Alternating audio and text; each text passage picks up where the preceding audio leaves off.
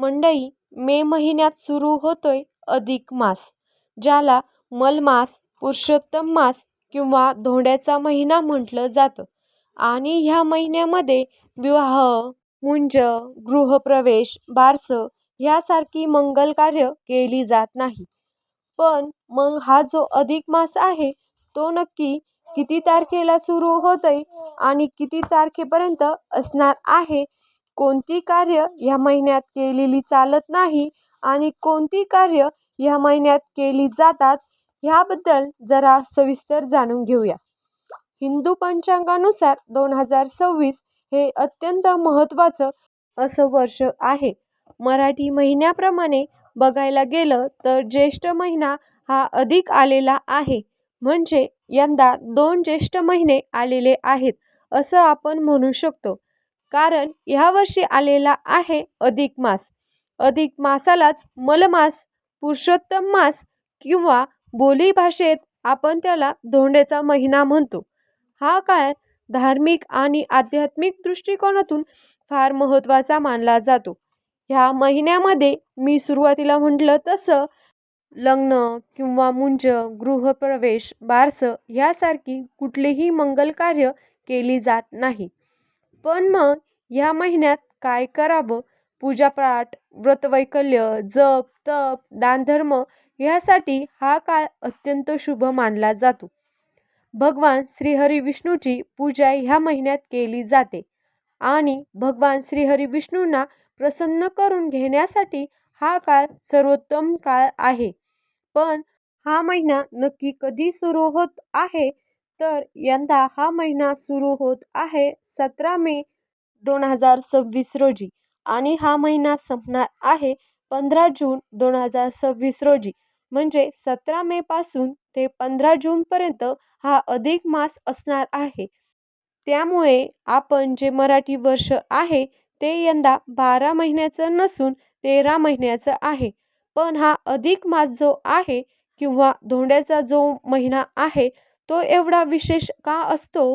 कारण ह्या महिन्यामध्ये या कालावधीत सूर्यदेव कोणत्याही नवीन राशीत प्रवेश करत नाही, ते एकाच जागी असतात.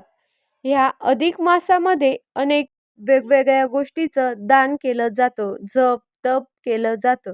अनेक जण मंजुळवाती करून या महिन्यामध्ये भगवान श्रीहरी विष्णू समोर पेटवतात. भगवान श्रीहरी विष्णूची पूजा ह्या महिन्यामध्ये विशेष मानली जाते. सुरुवातीला म्हटलं तसं कुठलेही मंगल कार्य ह्या महिन्यात करत नाही. पण तुम्हाला देवाच्या पूजेसंदर्भात कुठलंही कार्य करायचं असेल, दान, जप, तप, तर ते तुम्ही ह्या महिन्यात करू शकता. गोमातेची सेवा करणं खास करून ह्या महिन्यात पुण्यकारक मानलं जातं. अधिक मासामध्ये रामायण, भगवद्गीता अशा धार्मिक ग्रंथाचे पठण करणं किंवा दान करणं अत्यंत शुभ मानलं जातं. पण तरीसुद्धा आपल्या मनात एक बेसिक प्रश्न येतो की हा अधिक मास काय येतो बाबा? तर सूर्यपंचांगाच्या तुलनेत चंद्रपंचांगाची कालमर्यादा कमी असते. चंद्रपंचांग 354 दिवसाचे असते तर सूर्यपंचांग 365 दिवसाचे असते. त्यामुळे दरवर्षी दोघांमध्ये सुमारे 11 दिवसांचा फरक पडतो. ज्योतिषशास्त्राच्या गणनेनुसार दर 32 महिने आणि 16 दिवसांनी हा फरक जवळपास 1 महिना एवढा होतो. आणि हा वेळेचा ताळमेळ साधण्यासाठी सूर्यपंचांग आणि चंद्रपंचांगाचा हा ताळमेळ साधण्यासाठी म्हणून पंचांगामध्ये एक अतिरिक्त महिना जोडला जातो. हाच तो अधिक मास किंवा मलमास म्हणून ओळखला जातो.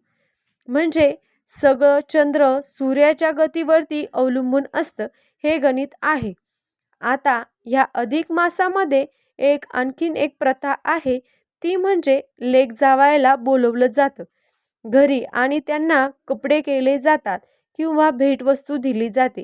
तर हे कशासाठी? तर अधिक मासामध्ये भगवान श्रीहरी विष्णू आणि माता लक्ष्मीचं पूजन केलं जातं.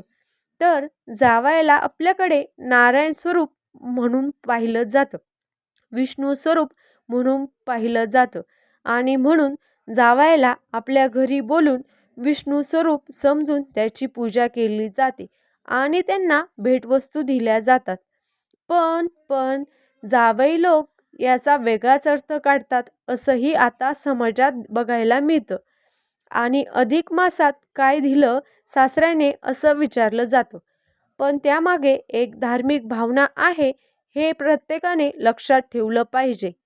जसं असेल तसं सासरे जावयाला देत असतात आणि जावयांनी जे काही दिलं आहे ते जावयांनी गोड मानून घ्यायचं असतं. कारण ही प्रथा आहे, परंपरा आहे.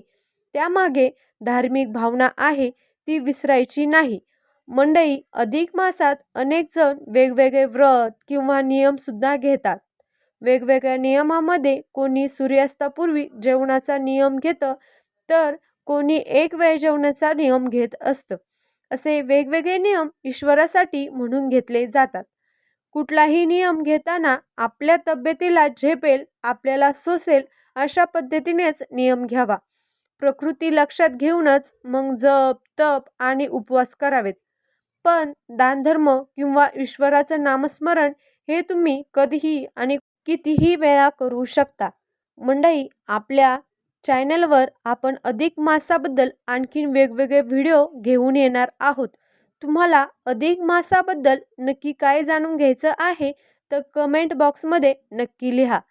तर वेगवेगळ्या अर्थाने हा अधिक मास जो महत्त्वाचा आहे, ज्याला मलमास म्हटलं जातं, पुरुषोत्तम मास म्हटलं जातं किंवा आपल्या भाषेत धोंड्याचा महिना म्हटलं जातं, हा जो मास आहे, हा जो महिना आहे, तो वेगवेगळ्या अर्थाने महत्त्वाचा तर आहेच, पण त्याचं महत्त्व अधिक तुम्हाला जाणून घ्यायचं असेल, तुमच्या मनात त्याबद्दल काही शंका असेल तर कमेंट करून नक्की विचारा. तुमच्या प्रश्नांचं उत्तर घेऊन मी नक्कीच येईल.